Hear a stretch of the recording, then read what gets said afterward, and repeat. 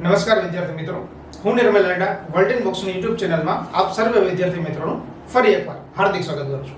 મિત્રો, આ સેશનમાં આપણે વાત કરીશું 16 જૂન એટલે કે હમણાં આવેલા પાક્ષિકની. બરાબર, 16 જૂનના પાક્ષિકની વાત કરીએ, મહત્વના કરંટ અફેરની ચર્ચા કરીએ.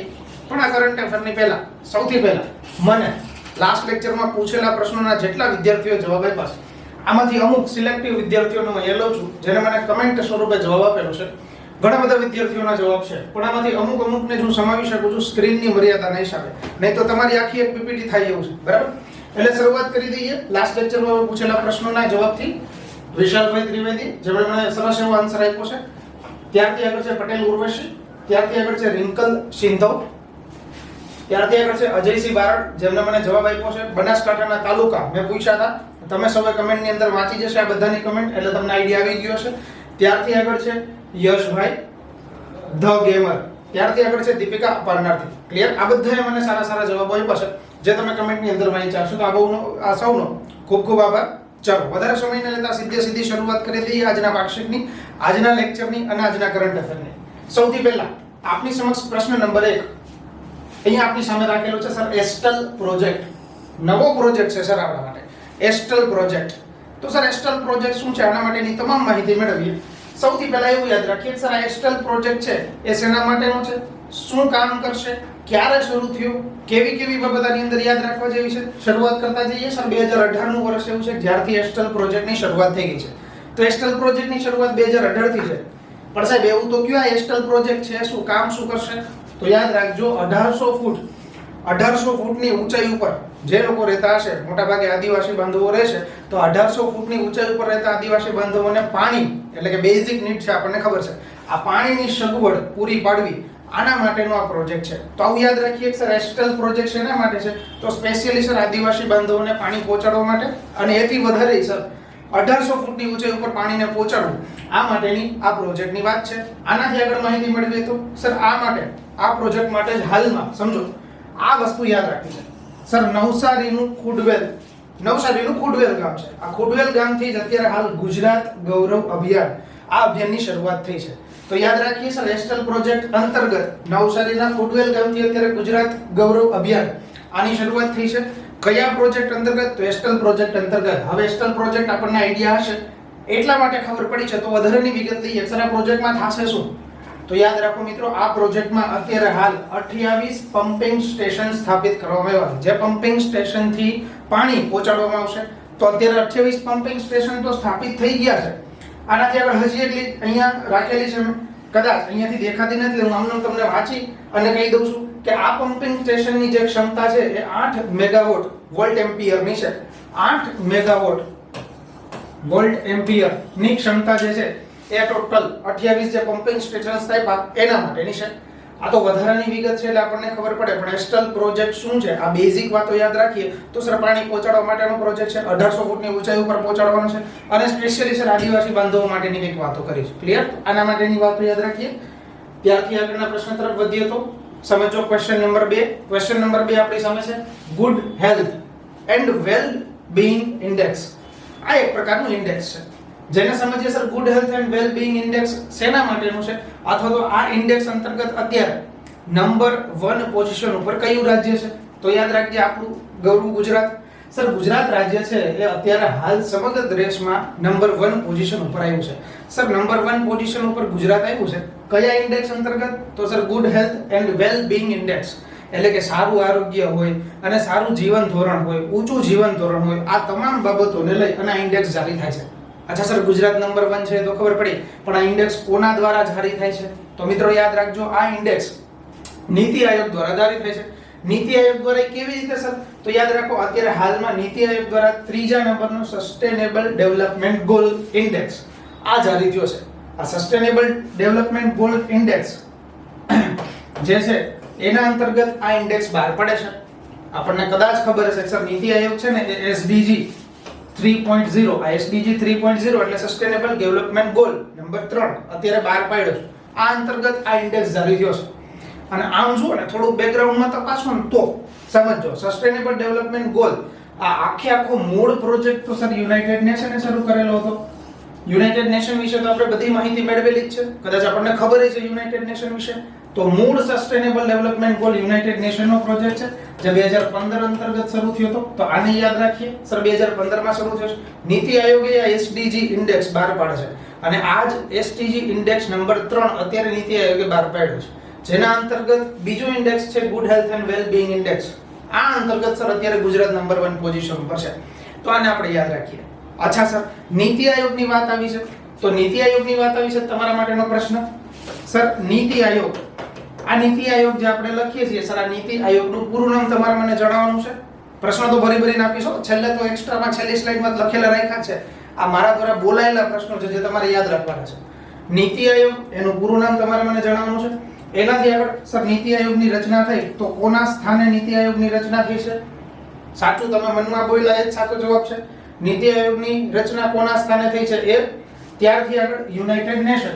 તો તમારે મને આટલું કહેવાનું છે કે યુનાઇટેડ નેશન આનું હેડક્વાર્ટર ત્યાં આવેલું છે. તો આ બાબતે આપણે યાદ રાખીએ. અત્યારે હાલ આ ઇન્ડેક્સ અંતર્ગત ગુજરાત નંબર 1 પોઝિશન ઉપર છે, તો એના માટેની આપણે માહિતી મેળવી છે. ત્યારથી આગળ વધીએ.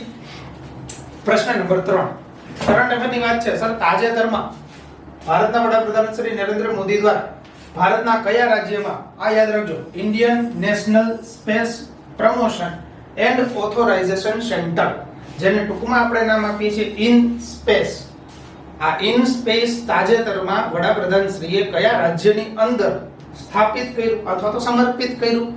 આ અત્યારે હાલ જે સમર્પિત કરવામાં આવ્યું છે એને યાદ રાખી લઈએ. સર ગુજરાતની અંદર આ સ્થાપિત થયું છે, જેને આપણે ઇન સ્પેસ આવું નામ આપીએ છીએ.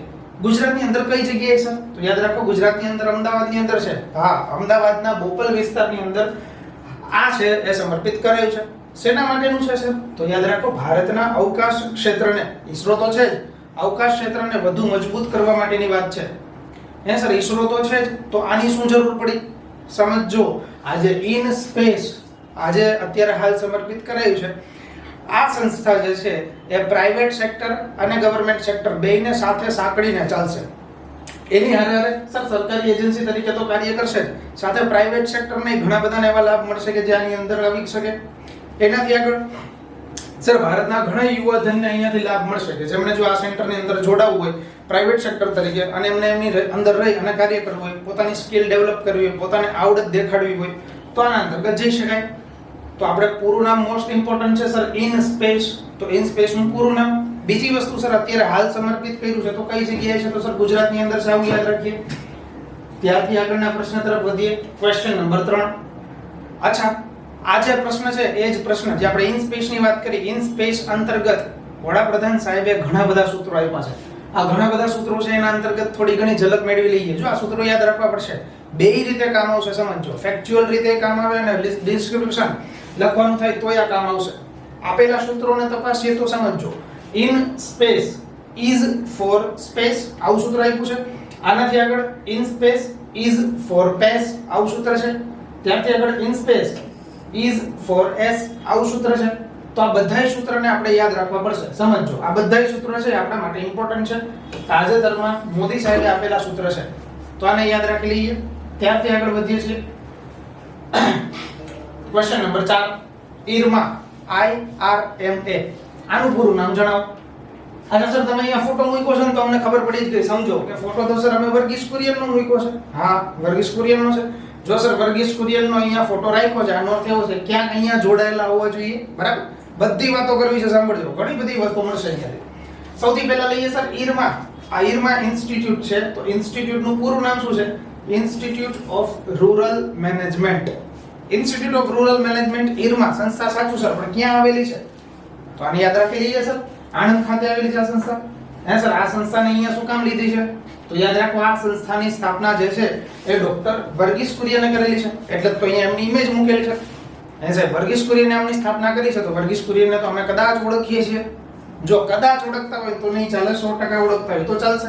એટલા માટે વર્ગીસ કુરિયન વિશેની બધી વાતો કરી લઈએ. તો ડોક્ટર વર્ગીસ કુરિયન, જેને તમે સૌ કદાચ યાદ છો હોય તો કે sir the milkman of India, આવું નામ આપીએ છીએ.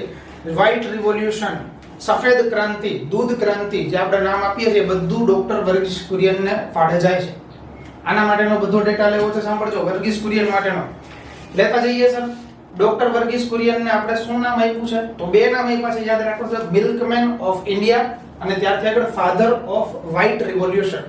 હે સર, વ્હાઇટ રિવોલ્યુશન શું છે? તો યાદ રાખો કે વ્હાઇટ રિવોલ્યુશન એટલે દૂધ ક્રાંતિ છે, સફેદ ક્રાંતિ જેને આપણે કહીએ છીએ, દૂધ ઉત્પાદનમાં વધારો કરવા માટેની જે ક્રાંતિ છે. આ છે સર વર્ગીસ કુરિયન માટેની વાતો. એમનો જન્મ 26 નવેમ્બર 1921 ના રોજ થયો. હે સર, 1921 ના અંદર જો 26 નવેમ્બર 1921 માં એમનો જન્મ થયો હોય તો આપણને એટલું ખબર પડવી જોઈએ કે સર 2021 માં એમની 100મી જન્મ જયંતિ ઉજવણી થઈ હોય. ક્લિયર? તો આ મોસ્ટ ઇમ્પોર્ટન્ટ ડેટા મળે. 26મી નવેમ્બર. સર 26મી નવેમ્બર ક્યાંક યાદ આવતું હોય એવું લાગે છે. 26મી નવેમ્બર, યસ, 26મી નવેમ્બર જેને આપણે ઉજવીએ છીએ, સમજો 26મી નવેમ્બર છે જેને આપણે દૂધ દિવસ, મિલ્ક ડે તરીકે ઉજવીએ છીએ. તો આને યાદ રાખી લઈએ 26 નવેમ્બરને. ત્યારથી આગળ એમનું નિધન લઈ લઈએ સર 9 સપ્ટેમ્બર 2012. હમણાંના પેપર જોયા છે તમને ખબર છે સર હવે નિધન એ કરવા પડશે. ક્લિયર? એટલે અહીંયાથી આપી દીધું સર 9 સપ્ટેમ્બર 2012. ત્યારથી આગળ ઓપરેશન ફ્લડ. ઓપરેશન ફ્લડ છે ને 1970 ની અંદર શરૂઆત થઈ હતી આમ તો ઓપરેશન ફ્લડ છે એ અહીંયા દૂધ ક્રાંતિ સાથે જોડાયેલું છે એટલે આને યાદ રાખી લઈએ કે ઓપરેશન ફ્લડ આની સાથે જ જોડાયેલું છે, જેની શરૂઆત 13મી જાન્યુઆરી 1970 ના રોજ થઈ હતી. વર્ગીસ કુરિયન છે અહીંયા જોડાયેલા છે. તો વર્ગીસ કુરિયન માટેની બધી બાબતો આપણે અહીંયાથી લીધી છે. સર આટલો ડેટા ઇનફ છે? નહીં. તમને આ મારો વિષય ખબર જ છે, જ્યારે હું ડેટા લઉં છું ત્યારે ઓલ ઓવર ડેટા એટલે કે સર ટોટલ ડેટા હું અહીંયાથી લઈને આવું છું. તો ટોટલ ડેટા લેતા જઈએ કે સર વર્ગીસ કુરિયન સાહેબને મળેલા એવોર્ડ. સૌથી પહેલા એવોર્ડની શરૂઆત કરીએ તો સર પદ્મ વિભૂષણ 1966 ની અંદર પ્રાપ્ત થયો છે. પદ્મશ્રી 1965 1965 ની અંદર. રેમન મેગ્સેસે એવોર્ડ ઈસવીસન 1964. આ બધા એવોર્ડ એમને પ્રાપ્ત થયેલા છે. અચ્છા સર, રેમન મેગ્સેસે એવોર્ડ આ તો અમને ખબર છે સર, અમે વાંચ્યું છે. હા લે, જો તમે વાંચેલું હોય તો રેમન મેગ્સેસે એવોર્ડ માં છે ની તમને અહીંયાથી પ્રશ્ન આપી દઉં.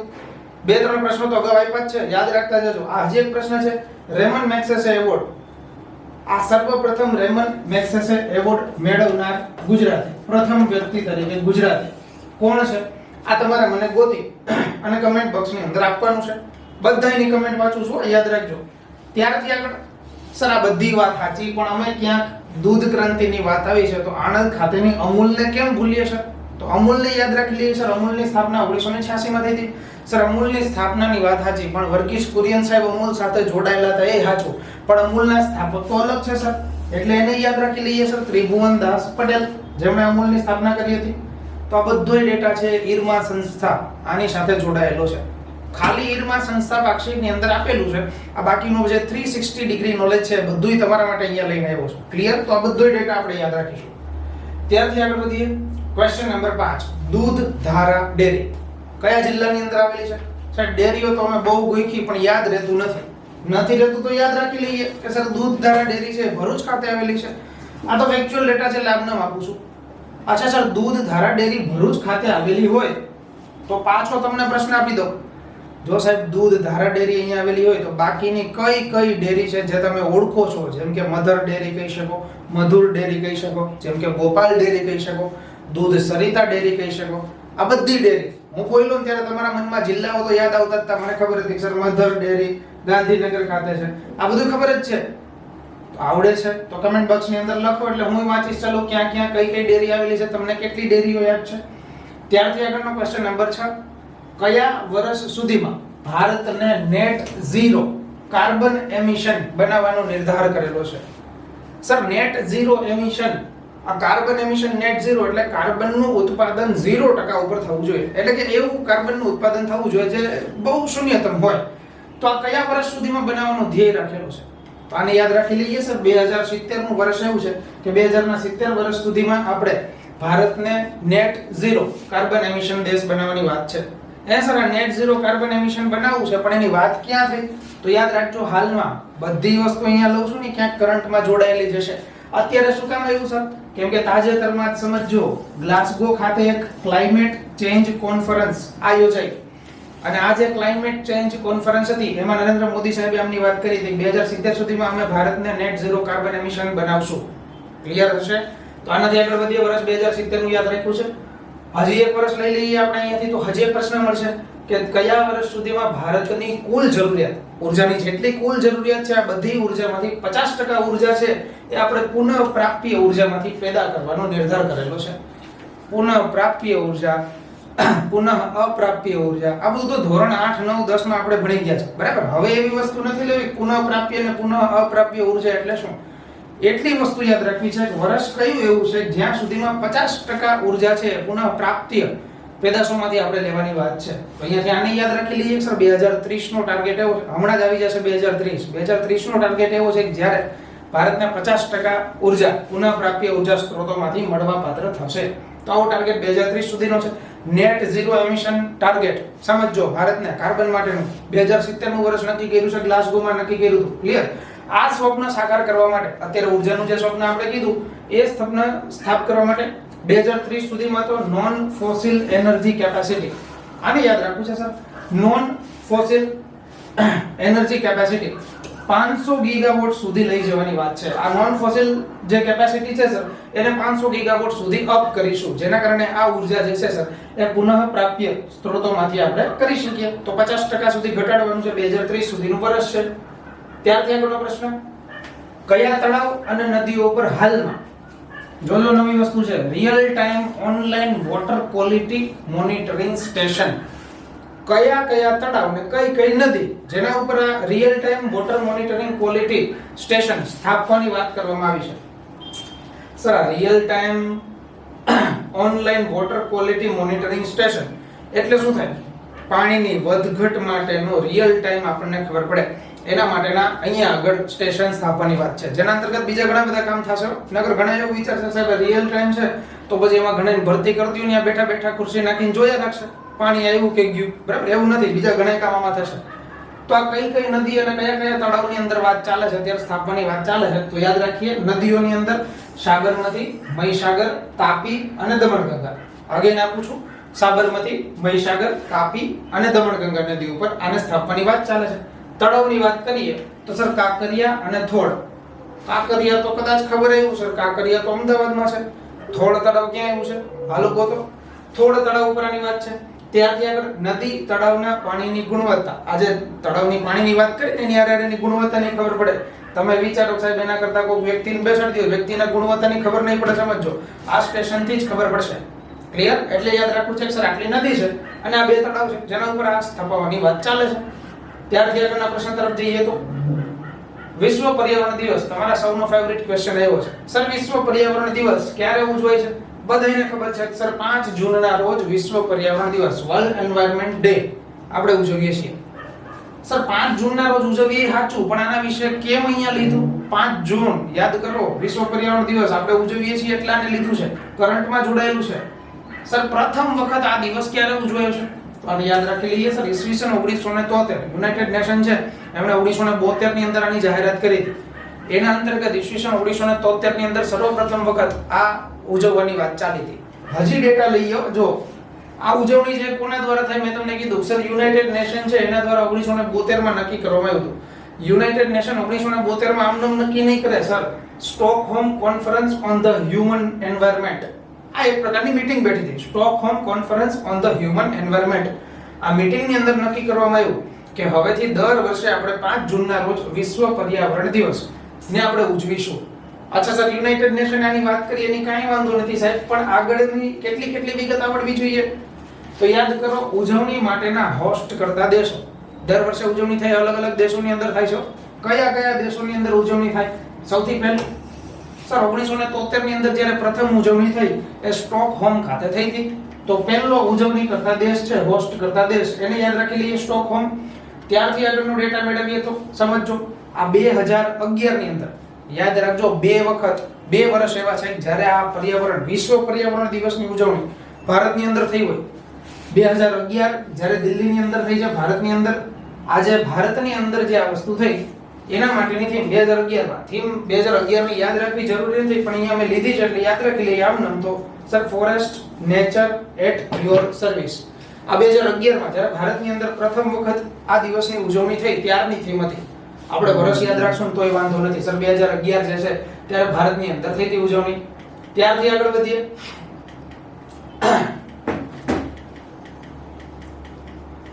જો 2018 જ્યારે 2011 નું વર્ષ છે ને ત્યારે ભારતની અંદર થઈ. બીજું વર્ષ છે 2018 નું છે. 2018 માં ભારતની અંદર આની ઉજવણી થઈ હતી. સર ભારતની અંદર 2018 માં જ્યારે ઉજવણી થઈ ત્યારે એની થીમ હતી બીટ પ્લાસ્ટિક પોલ્યુશન. બે વસ્તુ યાદ રાખી છે સર, 2011 અને 2018 બે વખતે એવું બન્યું કે ભારતની અંદર આની ઉજવણી થઈ હોય.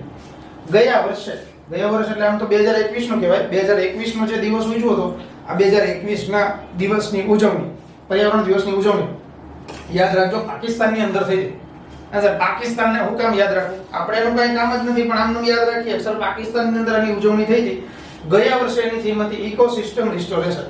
સાહેબ તમે હજી બધું જૂનું જ આપ્યા રાખો, આ વર્ષની કઈ થીમની તો વાત કરો.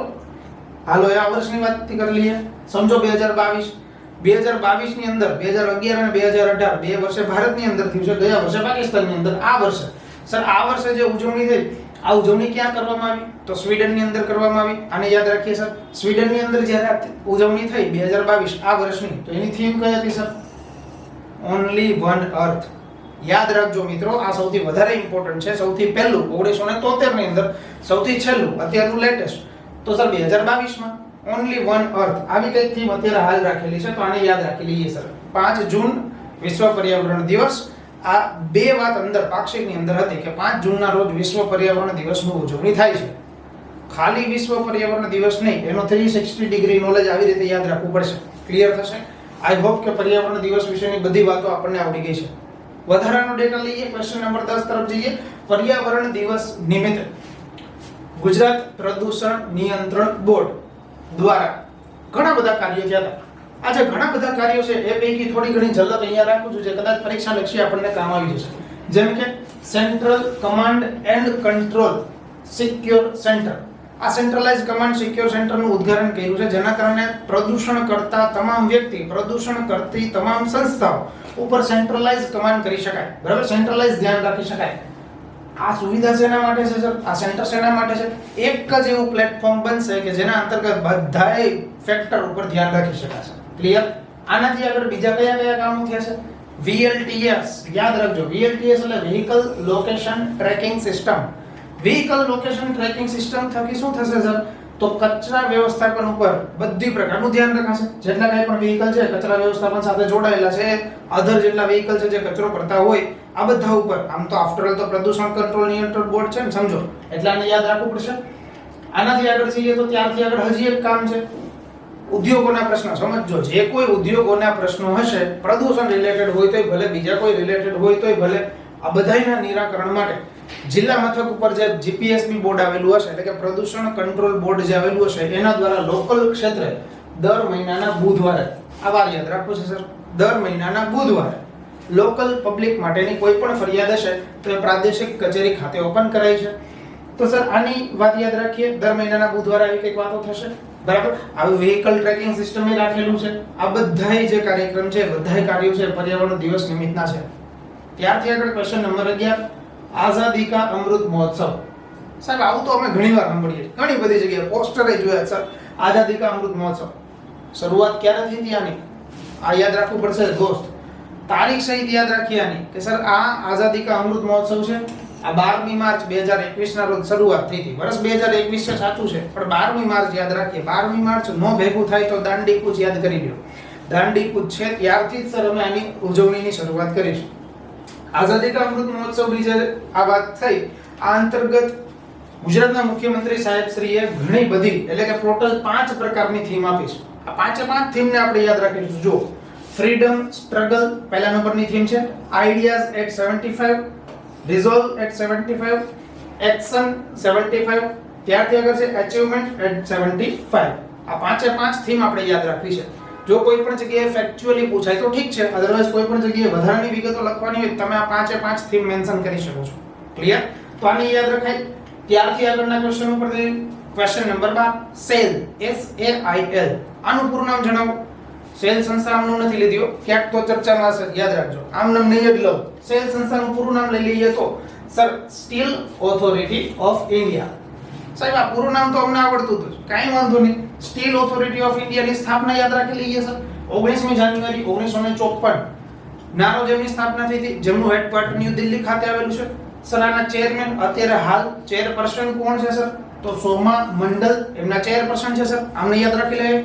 સર આની શું કામ અત્યારે વાત કરી? SAIL સ્ટીલ ઓથોરિટી ઓફ ઇન્ડિયાની શું કામ વાત કરી? કેમ કે જુઓ હાલમાં જ ગાંધીનગરમાં, ધ્યાન રાખજો, આમ તો ગ્રીન સિટી કહેવાય, ગુજરાતનું હૃદય કહેવાય, બરાબર, મધ્ય ગુજરાતનો બગીચો કહેવાય એવા ગાંધીનગરની અંદર આઝાદી કા અમૃત મહોત્સવ, આ આઝાદી કા અમૃત મહોત્સવ છે એનો એક પરિસંવાદ યોજાયો હતો. આ પરિસંવાદ જ્યારે યોજાયો ત્યારે આ ચેરપર્સન, સેલના ચેરપર્સન સોમા મંડલ ત્યાં હાજર રહ્યા હતા. હવે ત્યાં આગળ ઉલ્લેખ એવો હતો કે ભાઈ આ પરિસંવાદની અંદર સોમા મંડલની હાજરી હતી. સોમા મંડલ કોણ છે એ તો ખબર હોવી જોઈએ. સેલમાં છે તો સેલની સ્થાપના ક્યારે થઈ હતી એ તો ખબર હોવી જોઈએ. એટલે વધારાનો બધો ડેટા અહીંયાથી લીધો છે, જેને આપણે જાણી લીધો છે. ત્યારથી આગળના ક્વેશ્ચનમાં જઈએ. તાજેતરમાં કયા સ્થળે બે દિવસીય national conference on school education, school education માટેની નેશનલ કોન્ફરન્સ છે એનું આયોજન થયું? તો again sir green city Gandhinagar, આને યાદ રાખી લઈએ. હાલમાં જ ત્યાં આયોજન થયું છે તો ગાંધીનગરના મહાત્મા મંદિર ખાતે. એનાથી આગળ મુખ્યમંત્રી શ્રી ભૂપેન્દ્રભાઈ પટેલ દ્વારા આનું આયોજન કરવામાં આવ્યું હતું, એમના દ્વારા જ ઉદ્ઘાટન કરવામાં આવ્યું હતું આ એજ્યુકેશન કોન્ફરન્સમાં. ત્યારથી આગળ સર આ કોન્ફરન્સમાં કોણ કોણ હાજર હતા? ઘણા બધા વ્યક્તિઓ હાજર હતા, પણ આ પૈકીના એક વ્યક્તિ છે જેને આપણે ઓળખવા જોઈએ. નેશનલ એજ્યુકેશન પોલિસી 2020, જે આપણે રાષ્ટ્રીય શિક્ષણ નીતિ 2020 લાગુ પાડી એના ડ્રાફ્ટિંગ કમિટીના ચેરમેન, જેને આપણે ઓળખીએ છીએ સર ડોક્ટર કે કસ્તુરી રંગન. તો આ ડોક્ટર કે કસ્તુરી રંગન, જેમને NEP 2020 ની ડ્રાફ્ટિંગ કમિટીના ચેરમેન છે, એમની પણ અહીંયા હાજરી હતી.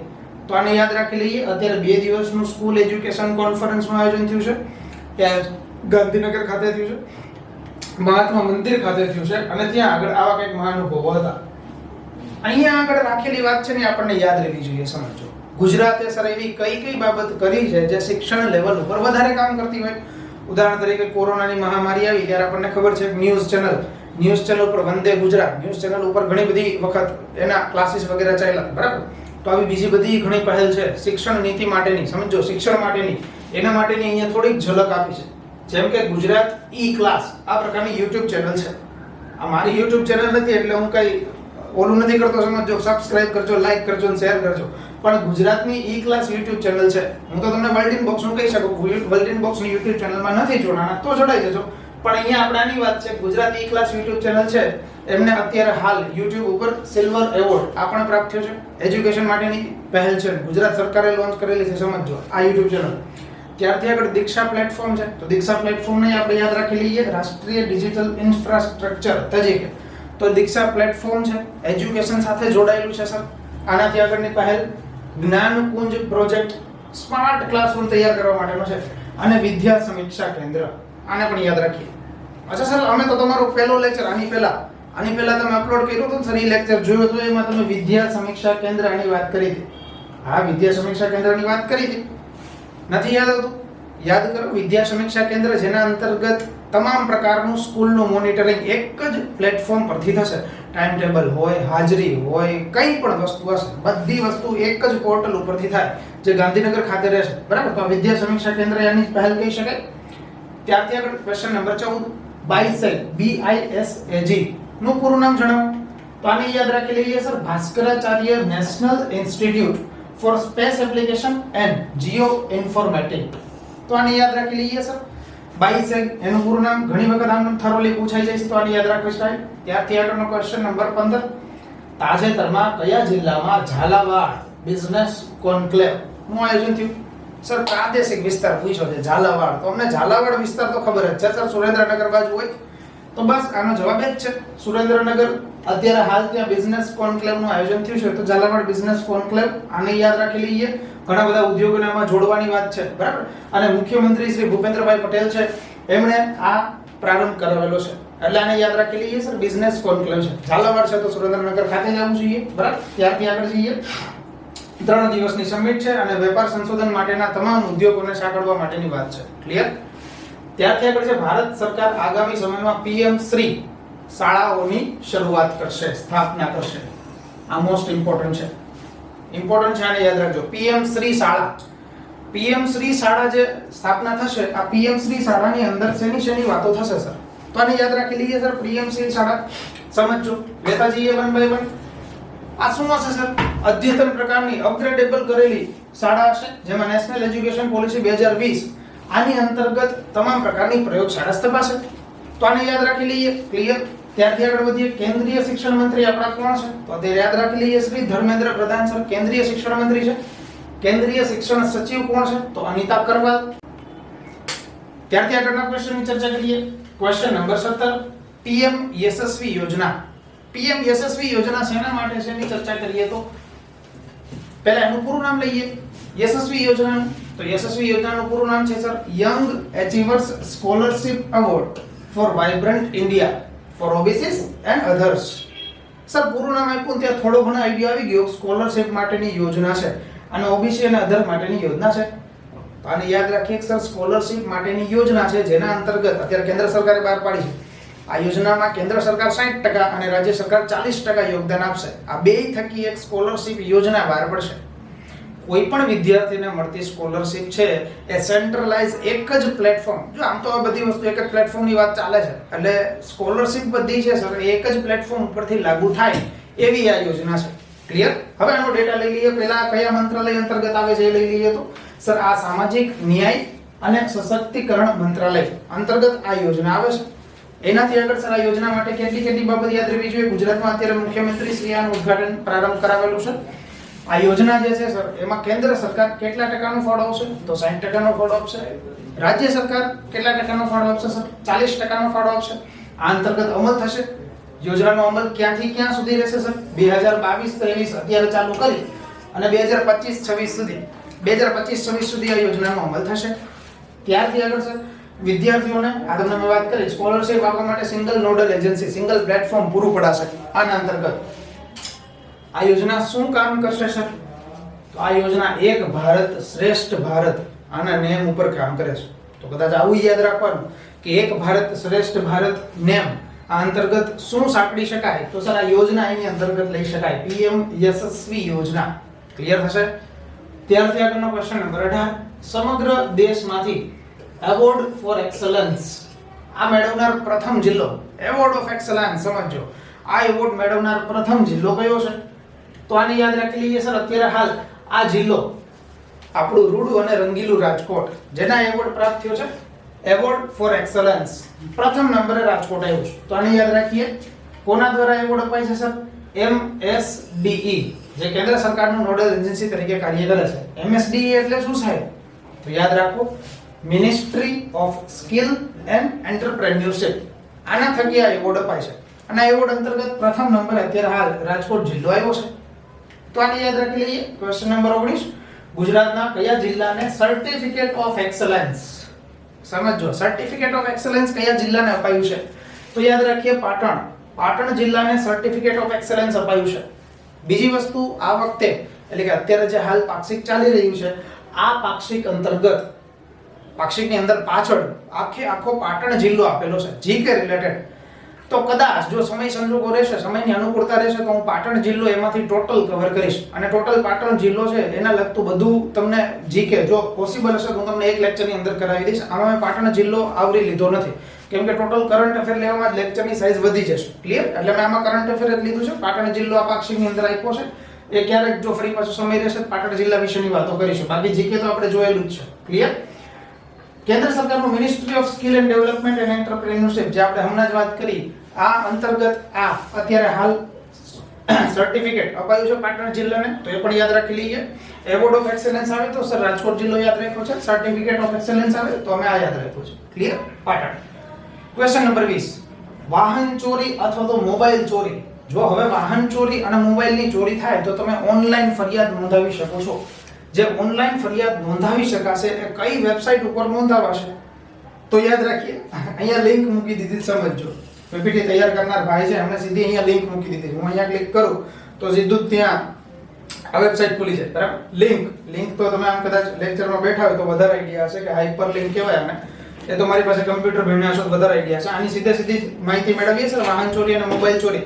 આના માટેની વેબસાઈટ અત્યારે હાલ www.guj ગુજરાત HOME એટલે કે ગુજરાત home.gujarat.government.in આવું કંઈક આનું અત્યારે હાલ વેબસાઈટ છે જેને આપણે URL આવું નામ આપીએ છીએ. બરાબર? તો આનું URL કયું છે સર? URL એટલે યુનિફોર્મ રિસોર્સ લોકેટર. તો આની વેબસાઈટનું એડ્રેસ શું છે સર? તો આવું યાદ રાખી લઈએ સર, ગુજરાત home.gujarat.government.in. ક્લિયર? ત્યારથી આગળ સર આનાથી આગળ જો આ તમારે ફરિયાદ નોંધાવી હોય તો એ ફરિયાદ તમે સિટીઝન ફર્સ્ટ મોબાઈલ એપ એના અંતર્ગત પણ નોંધાવી શકો છો. ક્લિયર? ત્યારથી આગળ સર આ જે FIR નોંધાવીશું FIR ને અમે EFIR આવું નામ આપીશું. EFIR એટલે ઇલેક્ટ્રોનિક FIR. અચ્છા સર FIR આ જે વસ્તુ આવી છે એના માટેનો પ્રશ્ન અહીંયાથી જ આપી દઉં તમને. FIR આનું પૂરું નામ જણાવો. તમારે પૂરું નામ ગોતી અને મને કમેન્ટ બોક્સની અંદર આપવાનું છે. ત્યારથી આગળ ક્વેશ્ચન નંબર 21. તાજેતરમાં ગ્રીષ્મ ઉત્સવનું આયોજન કયા જિલ્લામાં કરવામાં આવ્યું? આને યાદ રાખજો સર, ગ્રીષ્મ ઉત્સવ જેને આપણે ગ્રીષ્મોત્સવ તરીકે ઓળખીએ, અમદાવાદની અંદર આનું આયોજન કરવામાં આવ્યું. જે બાળકોને અત્યારે હાલ વેકેશન પડેલા હોય, વેકેશન અંતર્ગત બાળકોને કઈ નવી વસ્તુ કરી શકાય એ માટેનું આયોજન હતું. તો અમદાવાદ ખાતે આનું આયોજન થયું છે, એને યાદ રાખી લઈએ. ત્યારથી આગળ ક્વેશ્ચન નંબર 22. જન સમર્થન પોર્ટલ. અત્યારે હાલ જન સમર્થન પોર્ટલ લોન્ચ કરાયું છે. ક્લિયર? તો જન સમર્થન પોર્ટલ વિશે યાદ રાખી લઈએ. શું છે સર જન સમર્થન પોર્ટલની અંતર્ગત? તો યાદ રાખો, સરકારી ધિરાણ યોજના એને લિંક કરતું પોર્ટલ છે. સરકારીની જે ધિરાણ યોજના છે એને લિંક કરશે. લિંક કરીને કરશે શું છે? તો કે લાભાર્થી અને ધિરાણ કરતા જે કોઈ છે એ બેયને, એટલે કે સરકાર અને ધિરાણ કરતા બેયને એક સાથે ત્યારે જોડી દેવામાં આવશે. ક્લિયર? તો એ બેયને એક સાથે જોડવા માટેનું સીધું પોર્ટલ છે. કેન્દ્ર સરકારની શિક્ષણ લોન હોય, કૃષિ ઇન્ફ્રાસ્ટ્રક્ચર લોન હોય કે આજીવિકા લોન હોય, આવી ટોટલ 13 પ્રકારની લોન છે.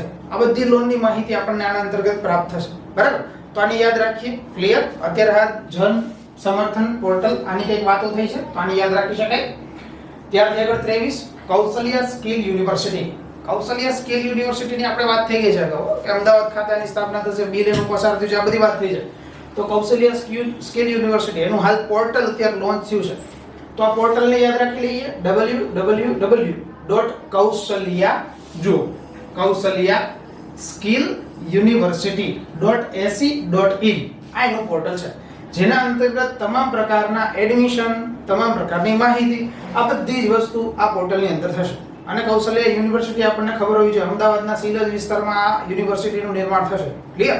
અહીંયા આગળ લખ્યું છે www.kausalyaskilluniversity.ac.in. જો તમે વધારે નોલેજેબલ હશો તો તમને આનો જવાબ આવડશે. અહીંયાથી જવાબ તમને આ પૂછું છું કે .ac.in આ .ac.in છે શું અને .ac નો અર્થ શું થાય? આ તમારે મને ગોતી અને કમેન્ટ બોક્સની અંદર જણાવવાનું છે. ઘણા બધા પ્રશ્ન આપી દીધા છે, સમજ. ત્યારથી આગળનો પ્રશ્ન છે શાળા પ્રવેશોત્સવની શરૂઆત કયા વર્ષથી થઈ હતી? શાળા પ્રવેશોત્સવ આપણને કદાચ ખબર હશે, સર નરેન્દ્ર મોદી સાહેબે આની કંઈક ગુજરાતની અંદર શરૂઆત કરી હતી. શાળામાં પ્રવેશોત્સવની વાત છે, તો શાળાની અંદર પ્રવેશ થાય એના માટેની વાત છે. ડ્રોપિંગ આઉટ રેશિયો જે છે ઘટાડવાની વાત છે. ક્લિયર? ગેરહાજરી ઘટે, પૌષ્ટિક આહાર મળે, આ બધી વાત આની અંદર હશે. તો શાળા પ્રવેશોત્સવને આપણે યાદ રાખી લઈએ સર 2003 અને 4 2003-4 થી આની શરૂઆત થઈ છે. ક્લિયર? ત્યારથી આગળ ક્વેશ્ચન નંબર 25. આંતરરાષ્ટ્રીય યોગ દિવસ 2022 સમજો. ઇન્ટરનેશનલ યોગા ડે આપણે ઉજવ્યો છીએ, તો આ યોગા ડે જે 2022 માં ઉજવીએ એના માટેની થીમ આપણે યાદ રાખી લઈએ સર, યોગા ફોર હ્યુમેનિટી. તો આની થીમ આપણે યાદ રાખી લઈએ. હમણાં જ કદાચ એકાદા રિસેન્ટ પેપરની અંદર આની થીમ પૂછાયેલી હતી, તો આપણે આ વખતની થીમ યાદ રાખી લઈએ 2022 માટેની, યોગા ફોર હ્યુમેનિટી. બસ, તો આ જ હતી આજના ક્વેશ્ચનની વાત. ઘણા બધા ક્વેશ્ચન આમને તમને આપી દીધા છે, છતાંય સમજો. વધારાના પ્રશ્ન આજના માટેનો ક્વેશ્ચન ઓફ ધ ડે, ઘણા બધા ક્વેશ્ચન આપ્યા છે, છતાંય મેં અહીંયા લખીને તો હું રાખું છું સ્વભાવ પ્રમાણે, એ મુજબ અહીંયા ક્વેશ્ચન લખેલા રાખ્યા છે. આ ક્વેશ્ચન તમને આપીને જાઉં છું, સમજો. તમને જેટલા પ્રાદેશિક નામો આવડતા હોય, સર ઝાલાવાડ તો સુરેન્દ્રનગર, ગોહિલવાડ તો ક્યાં, આનર્ત તો ક્યાં, આ બધી વસ્તુ તમને ખબર હોય તમારે મને કમેન્ટ બોક્સમાં આપવાનું છે. ત્યારથી આગળનો પ્રશ્ન છે ગુજરાતમાં આવેલી ડેરી. આ તો મેં તમને કહી જ દીધું ને, સાબર ડેરી છે સર, મધુર ડેરી છે, આ બધી ક્યાં આવેલી છે? દૂધ સરિતા ડેરી છે, ગોપાલ ડેરી છે, આ બધી ક્યાં આવેલી છે ને તમારે મને કમેન્ટ બોક્સમાં જણાવવાનું છે. ક્લિયર? ચાલો, અહીંયા સુધીની વાત હતી સર. આજે વાત કરી એ આપણે પાક્ષિકની વાત કરી છે, કરંટ અફેરની વાત કરી છે. ફરી પાછા કદાચ ક્યારેક આયોજન થાય તો ફરી પાછા આપણે મળતા રહેશું નવા લેક્ચર સાથે, નવા કરંટ અફેર સાથે. ત્યાં સુધી સૌને મારા જય હિન્દ, જય ભારત.